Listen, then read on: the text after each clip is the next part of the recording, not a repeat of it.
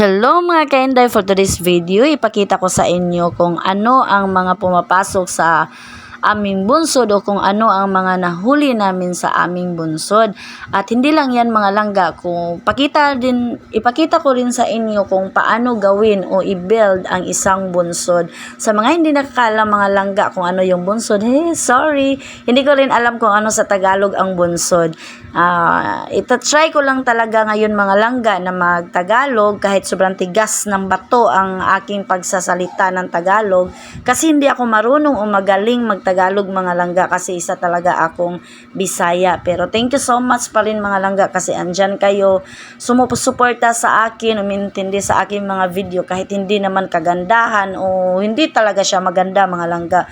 Video lang talaga na parang ano lang siya. Pero thank you so much for supporting my page mga langga. Thank you so much sa nag-comment sa akin kaya ko itatry na mag-Tagalog ngayon kasi merong nag-comment sa akin na isa ding vlogger na hindi niya naintindihan kung ano yung mga sinasabi ko sa aking mga vlog. And this time sir, magsasalita ako ng Tagalog. Thank you so much sir sa pag-support sa aking mga video sa aking page. And this time mga langga, pumunta na kami patungo sa aming bunsod sa Kabgan, Zamboanga del Sur. Ando na, una na yung mga gamit namin mga langga. Ito, kung ano yung mga nakalagay dyan mga langga. Ito ang aming gagawing bunsod. Hindi lang isa mga langga, kundi dalawa. Pero hindi yan lahat sa amin mga langga. Isa lang sa amin at isa sa kapatid ko. Kasi ang bunsod namin mga langga is luma na siya. Kailangan na siyang palitan mga langga para hindi siya masira, para maraming huli. Ito mga langga, ito yung luma naming bunsod. Ito yung papalitan namin. Shout out sa aking mga pamangkin. Ang dami kong mga pamangkin mga langga. At yan, apo ko na siya mga langga. Pero sa totoo lang mga langga, marami na akong apo. Kaya lang, ang aking pinakapanganay na anak is 7 years old pa lang mga langga. At aking bunso is 6 years old. Kaya apo lang siya kasi anak ng aking pamangkin. So, yun. Clear na yun mga langga. Yung unang dumating mga langga na nakasakay sa maliit na bangka, sobrang liit na bangka, mga pamangkin ko yun. At ito, shout out sa iyo, Manoy Junler, Ate Gina, at sa mga anak mo. Ito yung may-ari sa isang bunsod na itatayo namin this time mga langga. At this time, iangat namin yung bunsod na yan mga langga. O meron siya nahuling malangsi. Iwan ko kung ano sa Tagalog, basta malangsi. Hindi ko kasi kabisado kung ano mga pangalan ng mga isda mga langga, lalo na sa Tagalog. Talagang hindi ko talaga siya alam. Ito mga langga, lumalangoy na yung isa kong pamangkin. This time nagtulungan sila na iangat yung bunuan. It's called bunuan mga langga, pero yun na nga, hindi ko alam kung ano sa Tagalog ang bunuan. Thank God, maraming mga hipon. Diba? Maraming tumatalo na hipon. Papasok tayo dyan ngayon mga langga. At shout out sa inyo mga tumutulong sa amin. Kuya Alex, thank you so much sa pagtulong sa pagtayo sa aming bunsod, bagong bunsod. This time mga langga, pumasok na ako. Kinuha na namin kung ano ang laman sa aming bunsod. Merong isda mga langga, merong hipon, at meron din yung alimango mga langga. At merong mga basura, pero itatapon namin ang mga basura mga langga. Kasi hipon, isda at saka alimango, kung ano lang yung pwedeng maibenta. At ipakita ko sa inyo sa last part ng video na aking gagawin mga langga. Ipakita ko sa inyo kung magkano ang binta, kung magkano yung binta namin sa nahuli namin this time. Kasi ito yung luma na bunsod namin Kung ano yung mga nahuli, hindi karamihan ang ngayon mga mahuli sa dagat ngayon mga langga kasi bali kumbaga minus yun sa Tagalog. Di ba? So, yan, kinukuha ko na kung ano yung pwede ibenta at ano yung pwede kainin, iulam. So, di ba, libre na kami ng ulam niyan mga langga. Thank God kasi merong blessing at lahat naman tayo binibless ni God. At yan na nga mga langga.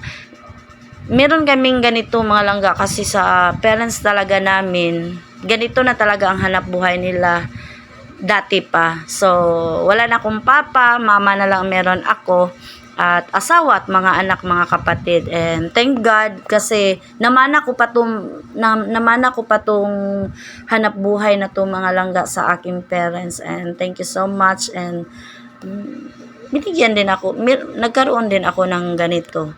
Bless talaga pag merong bunsod mga langga kasi meron kang mauulam. Kung gusto mong kumain ng hipon, di ba? Pwede kang kumain ng hipon. Kung gusto mong kumain ng alimango, di ba? Pwede kang kumain ng alimango. Yan. And ito yung mga nahuli namin, pinasok ko sa sako. Wala na kasi kaming lambat. Iwan ko kung saan yung lagay ng asawa ko kasi wala siya dyan. Andun ata sa bangka. Yan. Meron na kaming mga nahuli and yan. Hindi ko alam kung anong tawag dyan na isda mga langga. Ang alam ko lang basta isda yan at masarap yan. Merong malangsi. Malangsi pero hindi ko rin nga alam kung ano sa Tagalog. Diba? Swerte na lang mga langga pag hindi ka nakagat ng alimango dyan. O mga kasag o anong tawag sa kasag. Hindi ko rin alam kung ano yung kasag sa sa Tagalog. Pag minsan kasi mga langga, marami talagang alimango na maliliit, sobrang liit. Yan, kumong tawag sa amin ng ganyan. So, lovers, hello, shout out sa inyong dalawa. Diba? Yan. Tumutulong sa akin ang aking mga pamangkin. Mga magagaling na yan sila mga langga sa bunsod. Pero nag-aaral yan sila mga langga. Grade 11 na yan sa pasukan. So ngayon wala pang pasok kaya sumasama sila. Di ba? Marami ding mga basura mga langga pero hindi naman merong alimango.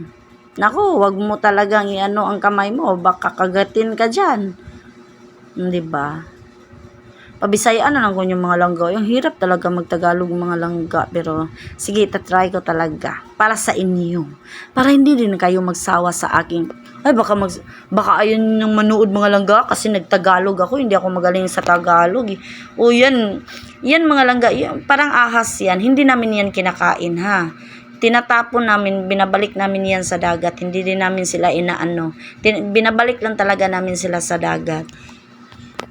Minsan merong bumibili ng ganyan kasi hindi ko alam kung anong gagawin nila pero pag sobrang daming ganun binibenta rin namin pero hindi namin alam kung nila kung anong gagawin nila.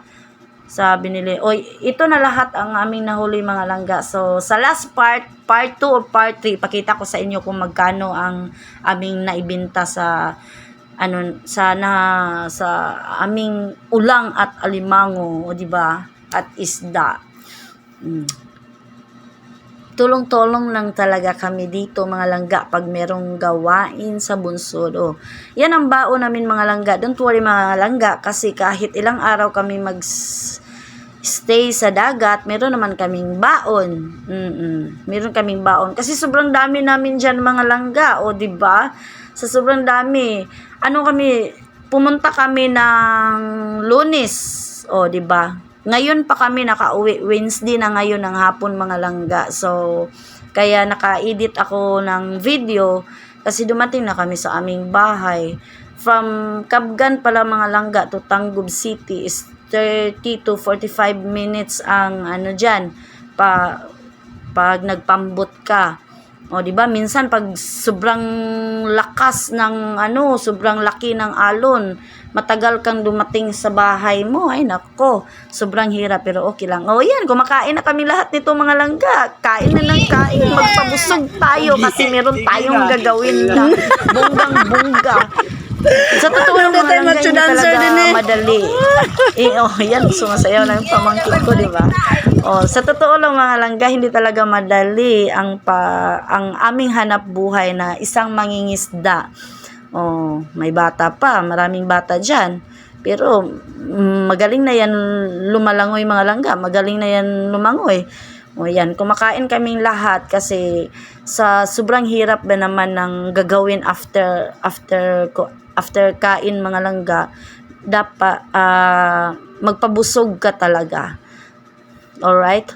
Kailangan mo talagang magbusog sa imong kaugalingon para naa kay lakas kanang you have strength para ang magtulong sa paggawa ng bunsod o kahit mga maliliit yan mga langga. O shout out sa dumaan, thank you for kuan kanana ang tingin-tingin sa amin, char. Ano ba itong ginagawa ko? Para na akong hibang nito. Yan. Tumalo na ang aking isang pamangkin na babae na sobrang sipat. O, diba? Kung hindi nyo alam kung ano yung sipat mga langga, i-search nyo na lang mga langga. Huwag nyo na akong pahirapan pa. Ay, nako, ba't nyo pa ako pinapahirapan?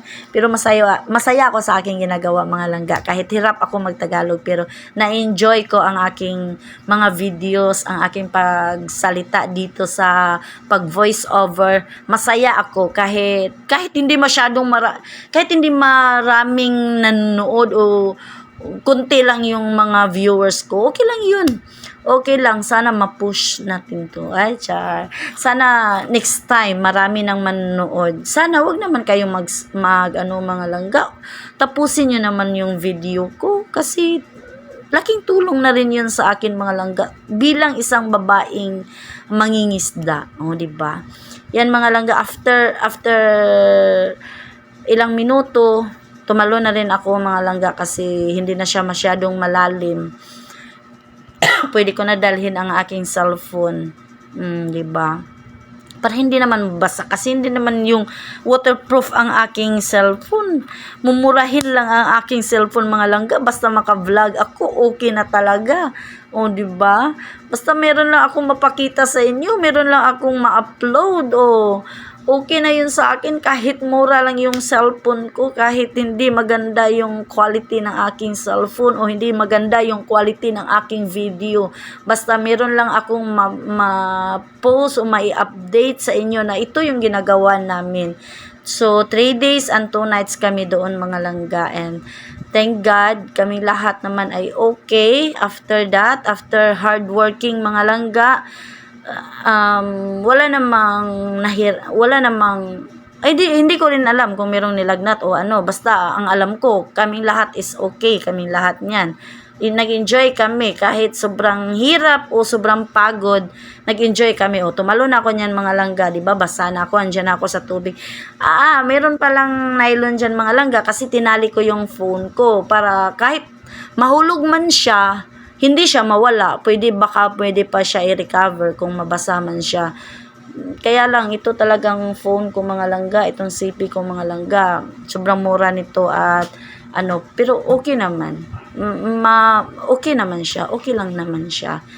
Diba? Nag-enjoy ako dyan mga langga. Sobrang enjoy mga langga. Natapos kami like around 11. Kung hindi ako nagkamali, around 11 kami natapos sa pagtayo. Hindi pa talaga siya tapos. Kumbaga, nag-stop lang kami ng 11 in the evening. O, tahong yan mga langga, sobrang liit pa. Nanguha kami ng tahong, makita nyo rin sa next part ng video na ito.